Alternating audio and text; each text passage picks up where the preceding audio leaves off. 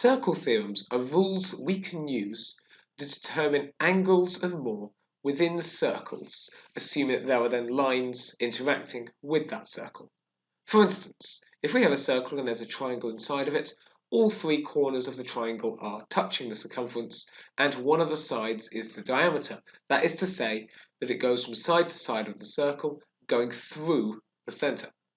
Well, in that event, the opposite corner of the triangle has to be a right angle. Next, again, within a circle, we have this kind of bow tie shape made up of just two crossing lines that are then joined up on the left and right or top and bottom. Here, we'll say the angles in the same segment are equal to each other. So this top angle here is the same as that top angle there. This bottom angle here is going to be the same as this bottom angle here. And this angle in the middle here is going to be the same as this angle. Thirdly, if we had a four-sided shape inside of a circle, so a cyclic quadrilateral, we could say that this angle here and this angle here, they would add together to equal 180 degrees.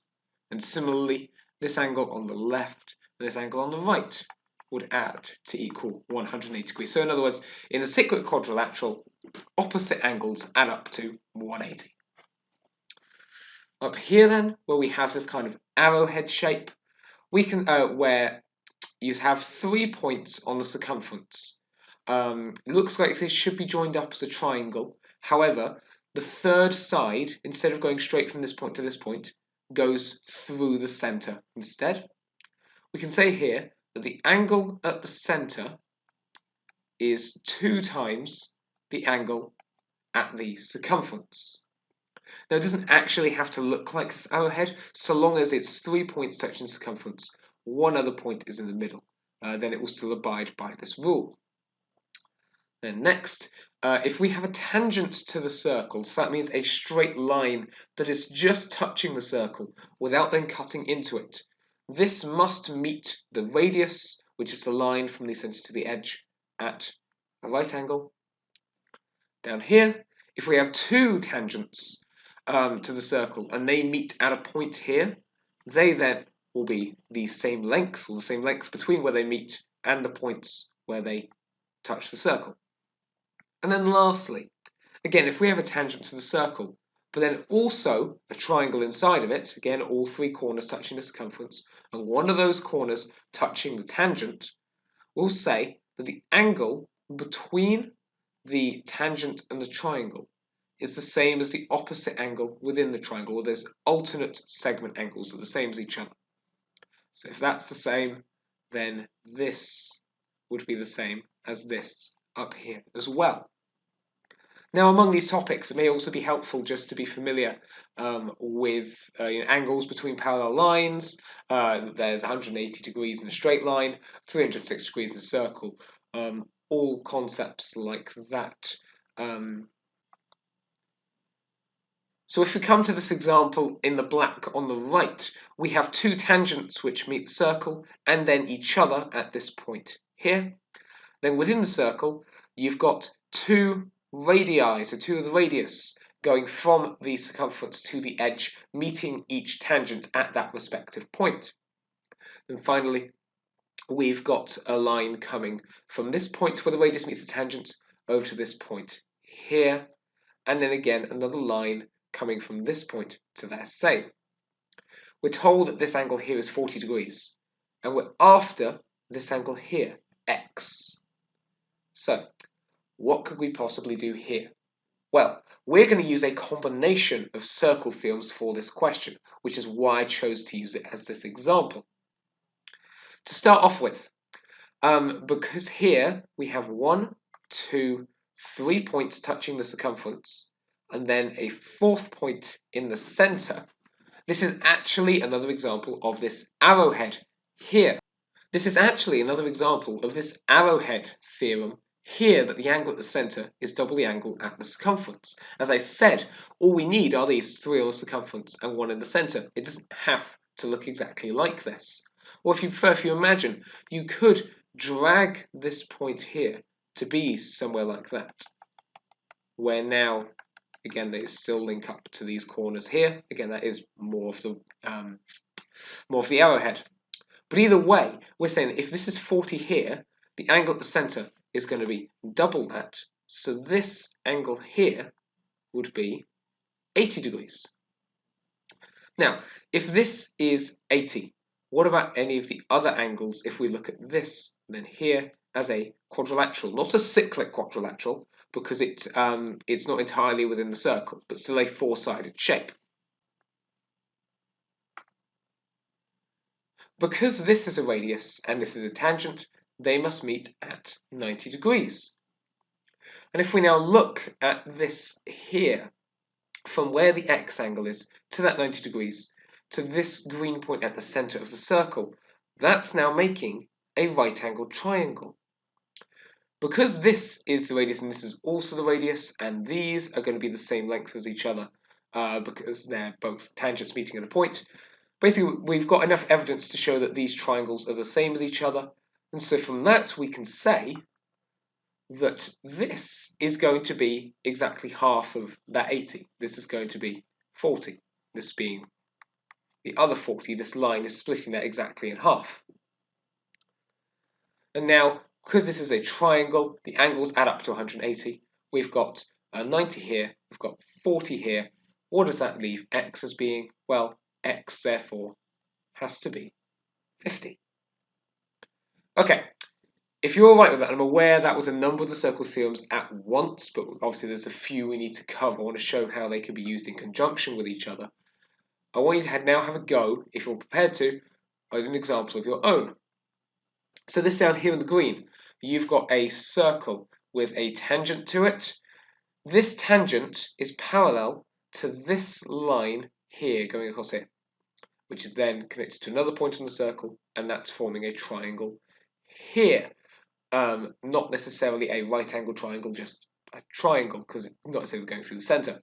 There's then another line just connecting this point to the tangent. We're looking for this angle here, x, and this angle here is 73. As I say, just have a go at this. This is going to again include a couple of the circle theorems. Also, because questions can make you do this, you may want to add one more line to the diagram that can allow you to add another angle that will be helpful. Once again, also think about stuff like angles between parallel lines.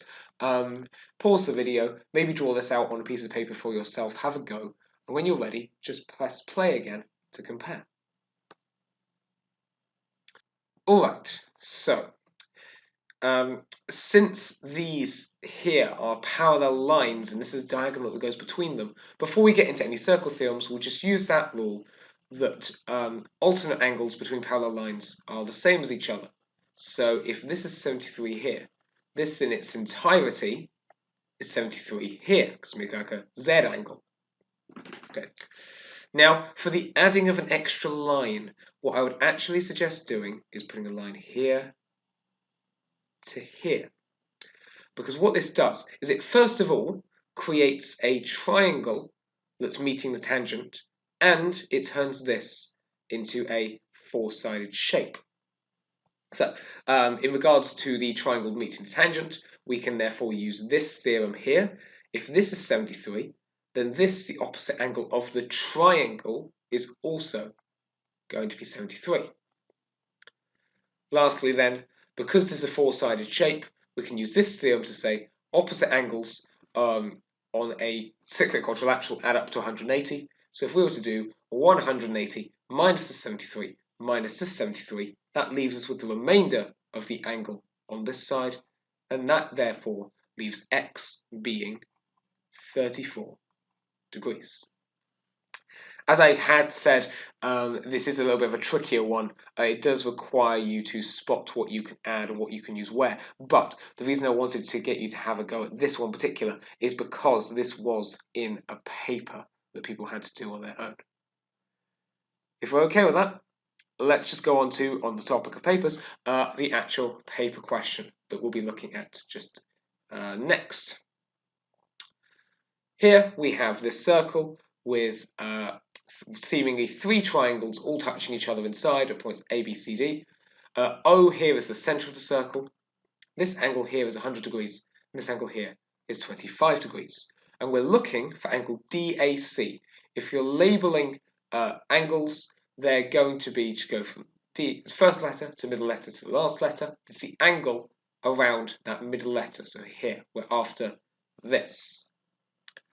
So what could we say here? Well, because ABC is a triangle that has one of its sides being the diameter, AC, we can therefore say that this angle at B is going to be 90. Now, because this is 90, and we can say that the angles in a triangle add up to 180, we can therefore deduce that this angle up here is going to be 180 minus 90 minus 25, leaving it being 65 degrees. If that's 65 degrees, though, that means this is going to be 65 degrees because they are the same segment. Here, to get this angle, we can say that, okay, AEC is a straight line, this is 100 degrees, angles on a straight line also add up to 180, so this makes this 80 here. And then once more, you've got a triangle, ADE, their angles are up to 180. Well, if you minus the 80, it's 100, minus the 65, that leaves X equaling 35 degrees. Okay, that one was relatively more straightforward, at least in my opinion, but it still did use a couple of the circle theorems and concepts about angles and lines together. Usually we would stop at this point, however, there's one more thing I just want to do, and that's because in some questions they can ask you to prove the circle theorems. It may not happen often, but we just want to be clear on what we would do if we were in this situation. Firstly, the theorem that if you have a triangle where all 3 points on the circumference, so one is the diameter, the other is of 90 degrees, how could we prove that? Well, if we were to introduce a new line going here from that corner to the centre, and then we labelled this angle here X, and this angle here Y. Well, because this line, and this line are all the radius, they can all be said to be the same length as each other. And if they're the same length as each other, then this angle down here and this angle down here are the same as each other, and this angle down here, this angle here are the same as each other, because this is an isosceles triangle, and this is an isosceles triangle. What could we label these angles then? Well, this here would be 180 minus x over 2. Because 180 minus x would leave you with these two together. And then this here, obviously you're going to divide by 2 just to get this one. Similarly, this here is going to be 180 minus y over 2. And if we just then wanted to simplify each of these, we would get 90 minus half x, and this, while from the red we would then get 90 minus y over 2. If we wanted to describe this entire angle up in this corner, therefore, we would be adding these phrases together, which would give us 180 minus a half x minus a half y, or, if you prefer, 180 minus a half of x add y, if you were to factorize a minus half out. Now we know that x plus y here has to equal 180 because they're angles on a straight line on the diameter. So 180 minus a half of 180 has to equal 90. Therefore, regardless of whatever these x and the y's are, this corner up here must be a right angle. Next, the idea that the angle at the center of this kind of arrowhead shape is double the angle at the circumference. Once again, we're going to add a new line from the corner to the center, and then we're going to label x and y. So x here, and then a y here is going to equal this angle, and this angle is going to equal this angle. Yet again, like last time, this angle is going to end up being 180 minus the y over 2, therefore. This one is going to be 180 minus x over 2. And so combined, again, we would end up with this 180 minus a half x plus y.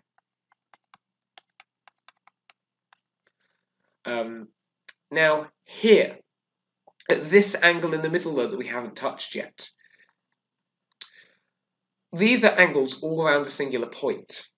Angles around a point add up to 360. So this here is going to be 360 minus x minus y. Or if you just factorize it slightly, 360 minus x plus y. Look, if we compare this equation, or this expression here, to this expression here, oh, that's almost like it's 2 times the 180 minus a half x plus y. Because 2 times 180 is 360, and 2 times minus a half is just going to be minus 1. This here is double that there. Next, we then have this angles in the same segment are equal to each other. Here, we're actually going to use this angle at the center is double the angle at the circumference concept. And it is going to be another thing where we're going to add new lines. If we found the center of the circle, and then we added a line here to this corner, and a line here to this corner. If we were to ignore this couple of lines here for a sec, and just go from this corner to this corner to this corner, we would have this arrowhead shape where if this, say, was 2x, this here would have to be x. But then we could also just use that exact same logic on this corner, and this corner, where again, the arrowhead doesn't have to look exactly like an arrowhead, it can overlap with itself. We just have our 3 corners on the perimeter, one in the center, all connected up. This too is going to be x. This is the same as this. You could end up then using the same logic on this corner and this corner. And then as for this equaling this, you can just say is vertically opposite angles from your angles between parallel lines topic. Finally then, we come to the fact that opposite angles in a cyclic quadrilateral add up to 180. Yet again, we're actually going to use this arrowhead formula. The angle at the center is double the angle at the circumference. If we just joined up this with here and this here. If we focused on these corners first of all, this then being the angle at the center and this being the angle at the circumference. Let's say that this therefore was 2x and this is going to be x. Before we do anything with that though, let's also just label this y, and this here therefore is going to be 2y. And yes, we can still use the same circle theorem. It's still based around 3 corners on the circumference meeting with an angle at the center. It's still the exact same rules, it's just the bottom points have been pulled up above the center. With this in mind then, because they are angles at the center of the circle, this 2x adds the 2y must equal 360 degrees, because angles are at a point. And then if you were to try to add up these opposite corners here, we would have x add y. Oh, well, this is going to be half of these. So if you were to divide it by 2, you get this. Divide the 360 by 2 as well then, because if you do something to one side, you have to do it to the other. That leaves you with 180. Oh, look. Regardless of what x and y are, whichever corners were picked or how big or small they are, adding them together must always equal 180 degrees. There are your proofs, just in case you need them. This has been the various ways that you can deal with circle theorems. There are a number of types of questions on these. I would advise just practicing them. They can use them on their own or in combination, as I've been saying. It's just going to get, you're going to get more proficient the more you do them, as with anything.